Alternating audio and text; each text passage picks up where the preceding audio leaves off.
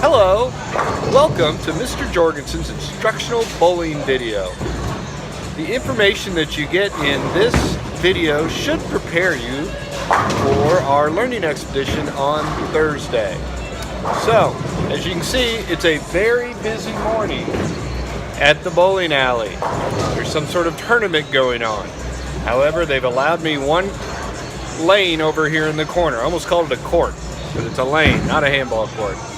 So, here we go. First things first. Wear cool socks, okay? You have to be prepared. You will be wearing someone else's shoes. In fact, you will be wearing thousands of other people's shoes because thousands of people have worn these shoes that you're about to wear. Maybe wear 2 pairs of socks if you're really concerned about it. However, as you can see, I have nailed that. I have my flamingo socks on. They will be washed and reworn for our Thursday trip. Next step, pick out a ball. The most important thing about a ball is the color. Just pick out one that's your favorite color. Don't worry about it if you can't throw it, if it's too heavy, if it's too light, your fingers don't fit in the holes.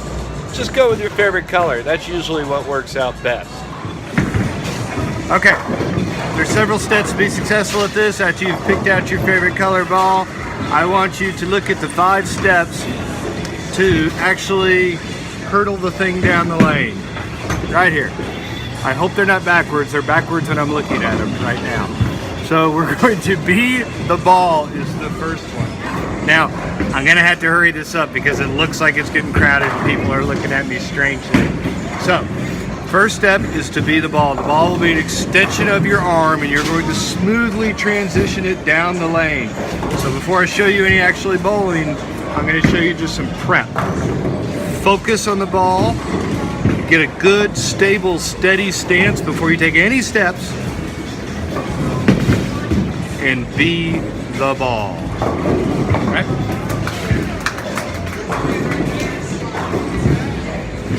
There's the ball. I'm gonna go be it.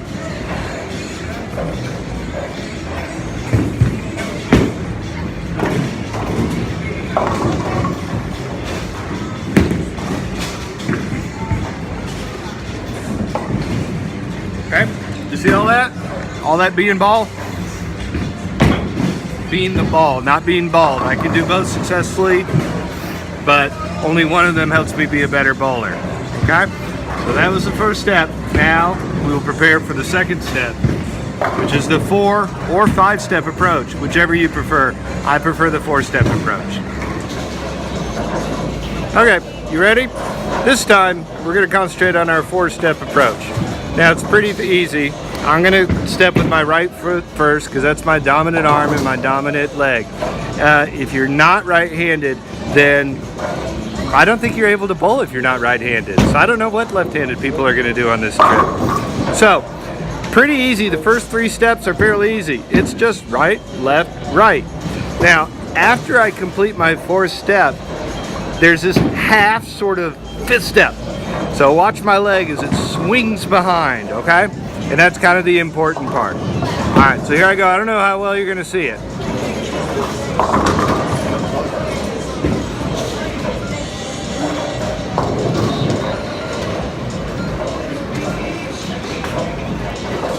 You notice I was being the ball before we even started.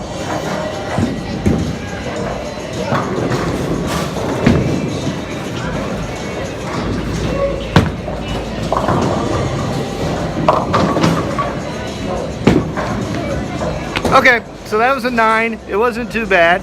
Did you focus on that last step? I'm gonna do it one more time when the ball gets back up here. And I want you to focus on that 4th step, that 5th step actually.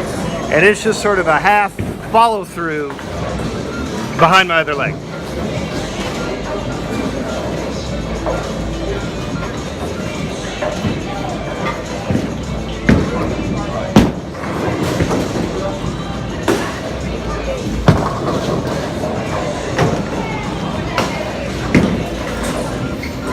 Okay, don't pay attention to the results of that. It was still a good throw. So, a 4, maybe called a 5-step approach. Really up to you. The size of the steps is up to you. And if you're left-handed, I don't think you're going to be able to bowl today. Okay?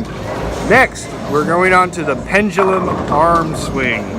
So prepare for the pendulum arm swing. All right, my math students, here we go. Time for the pendulum arm swing. So I like to think of your arms swinging like a pendulum, letting gravity and the mass of the ball do most of the work. You want to know the science of it, I think you need to check with Miss Bud. So, the pendulum arm swing works perfectly in unison with beating the ball in the 4 to 4.5 step approach. So, here's what I think. After the first step, that's when you start dropping the ball and letting gravity do its best work. Okay?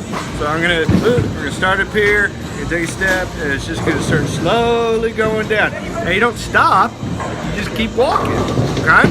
Until you time your release right with that 4.5 step, okay? So I don't know how well you can see this, but we're gonna give it a shot. Hold on.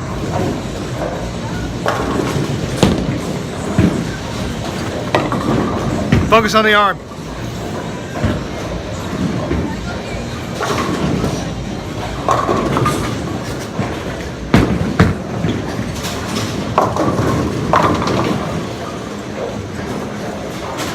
Okay, so hopefully you saw that as I walked, I dropped the ball. And don't actually drop the ball. They get very upset if you drop the ball. Okay, so the ball was going down and I let it just sort of swing like a pendulum, like the trunk of an elephant on a happy hot day in the rain. That didn't make any sense, okay? So, that was the last time. Now I'm gonna go ahead and do step 4, which is release with a flourish. So I hope you can see this. I'm gonna do it from a couple different angles, but the goal is when you let the ball go, you're gonna release it and guide it down its pathway of glory, hoping to knock all the pins down. So a little bit of a flourish or a flare with your release will always do a lot of help, okay? So here we go, releasing with a flourish after combining the 4-step and the pendulum arm swing.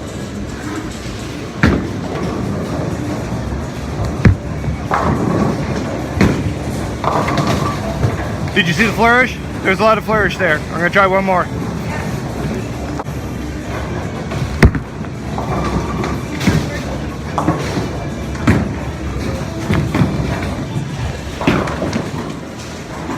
All right, the last thing I'm gonna teach you is the stare and nudge. Now this is very important because you've established a lot of time of becoming one with your bowling ball. You've released it down the care of the aisle, hurtling towards the pins, and it's time to give it a little extra love and nudge. So, wherever you think it might be straying to the left or straying to the right, this is where I want you to use your hips, use your shoulders, use your legs, use your arm motions, whatever you think will do that'll touch that connection between you and the ball. Like all things are made of the force. So this is kind of where you get to be the Jedi of the bowling alley. Okay? And it's very important that you stare intently at the ball and you shake your hips, wave your arms, scoot it to the left or right, do whatever you can in order to get that ball to go where you want it to go, okay? So I'm gonna do several stare and nudges, The other ones are what? ways to end your bowling, and then that'll be it, okay? Here comes the first one.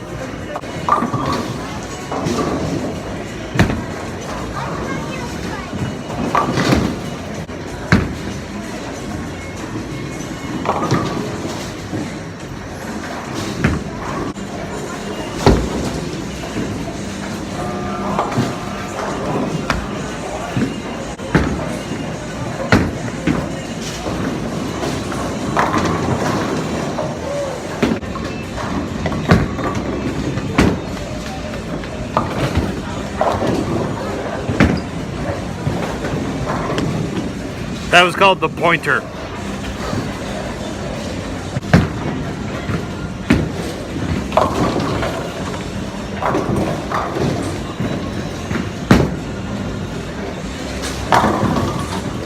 That was just called the walk away.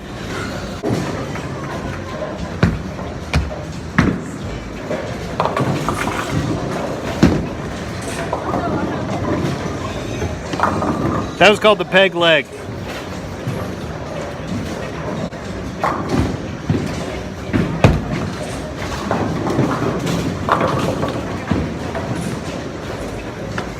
That was called the too cool to care.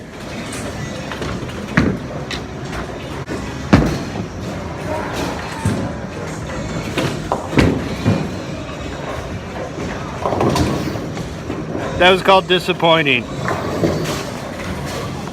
As you bowl, you're going to be recording your scores in a dot plot. For example, that's a dot plot. There's dots and they're plotted. So, you are, as you work, as you bowl, is to record how many balls you knock over in each frame. Not your score, but how many balls, or how many pins are knocked over in each frame. So, basically, you have a choice. You're either going to get a gutter ball and get 0, or you're going to get some, or maybe a strike and hit 10, or a spare and hit 10, but there's only 10 pins, so you're going to knock over between 0 and 10 each time. So, after each frame is over, not each, you get to throw twice for each frame. So, after each frame is over, you need to come back and record as you go along. So if I hit 4 and then I hit 2 in the first frame, then I would put a dot above the 7. And then let's say the next one I got a strike, so I only bowled once, I put a dot above there. Okay, it's very important that you keep track of this as we go along. Now, when you finish, you might have 1, 2, 3, 4, 5, 6, 7, 8, 9, 10. You should have exactly 10 dots in your dot plot for game 1, and then you'll repeat the process for game 2. After you finish, sit down with your bowling team and you're going to answer the rest of the questions. Okay? So, and then we'll also be using and turn in the data to me. We'll be using this data next week to explore more statistics. So I hope you enjoyed yourself bowling. I hope you also did some math, and well, most of all, I hope that my guidelines helped and you now have my permission to stop beating the ball. Thanks.